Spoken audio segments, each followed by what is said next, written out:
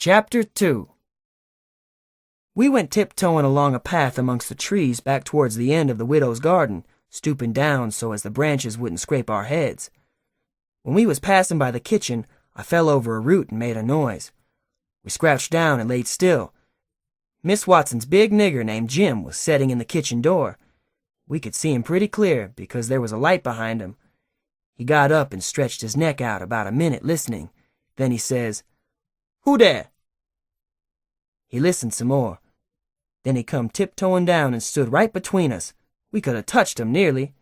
Well, likely it was minutes and minutes that there weren't a sound, and we all there so close together. There was a place on my ankle that got to itching, but I dasn't scratch it. And then my ear begun to itch, and next my back right between my shoulders. Seemed like I'd die if I couldn't scratch. Well, I've noticed that thing plenty times since. If you are with the quality, or at a funeral, or trying to go to sleep when you ain't sleepy, if you are anywheres where it won't do for you to scratch, why you will itch all over and upwards of 1,000 places. Pretty soon Jim says, "Say, who is you? Where is you? Dog my cats if I didn't hear something. Well, I know what I's gwine to do. I's gwine to set down here and listen till I hears it again." So he sat down on the ground betwixt me and Tom. He leaned his back up against a tree and stretched his legs out till one of them most touched one of mine. My nose begun to itch. It itched till the tears come into my eyes, but I dasn't scratch. Then it begun to itch on the inside. Next I got to itching underneath. I didn't know how I was going to set still. This miserableness went on as much as 6 or 7 minutes, but it seemed a sight longer than that. I was itching in 11 different places now. I reckon I couldn't stand it more than a minute longer, but I set my teeth hard and got ready to try. Just then, Jim begun to breathe heavy. Next he begun to snore, and then I was pretty soon comfortable again. Tom, he made a sign to me, kind of a little noise with his mouth, and we went creeping away on our hands and knees. When we was 10 foot off, Tom whispered to me and wanted to tie Jim to the tree for fun, but I said no. He might wake and make a disturbance, and then they'd find out I weren't in. Then Tom said he hadn't got candles enough, and he would slip in the kitchen and get some more. I didn't want him to try. I said Jim might wake up and come. But Tom wanted to risk it, so we slid in there and got 3 candles, and Tom laid 5 cents on the table for pay. Then we got out, and I was in a sweat to get away. But nothing would do Tom but he must crawl to where Jim was on his hands and knees and play something on him. I waited, and it seemed a good while, everything was so still and lonesome. As soon as Tom was back, we cut along the path around the garden fence, and by fetched up on the steep top of the hill, the other side of the house.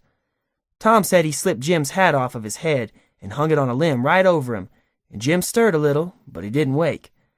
Afterwards, Jim said the witches bewitched him and put him in a trance, and rode him all over the state, and then set him under the trees again, and hung his hat on a limb to show who done it. And next time Jim told it, he said they rode him down to New Orleans, and after that, every time he told it, he spread it more and more, till by he said they rode him all over the world, and tired him most to death, and his back was all over saddle boils. Jim was monstrous proud about it, and he got so he wouldn't hardly notice the other niggers.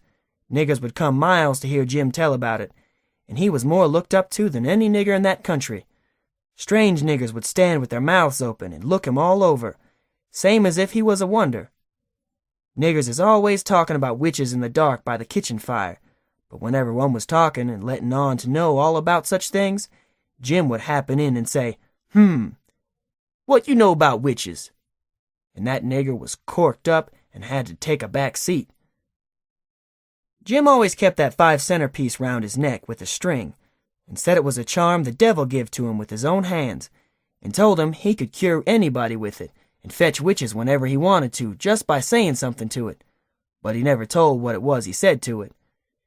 Niggers would come from all around there and give Jim anything they had, just for a sight of that 5-center piece, but they wouldn't touch it, because the devil had his hands on it.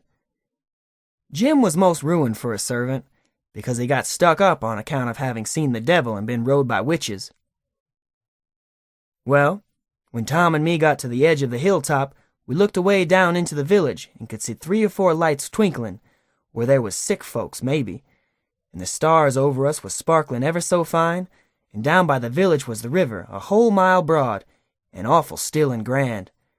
We went down the hill and found Joe Harper and Ben Rogers and 2 or 3 more of the boys hid in the old tan yard. So we unhitched a skiff and pulled down the river 2 miles and a half to the big scar on the hillside and went ashore. We went to a clump of bushes, and Tom made everybody swear to keep the secret, and then showed them a hole in the hill right in the thickest part of the bushes. Then we lit the candles and crawled in on our hands and knees.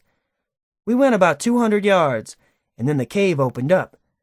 Tom poked about amongst the passages and pretty soon ducked under a wall where you wouldn't have noticed that there was a hole. We went a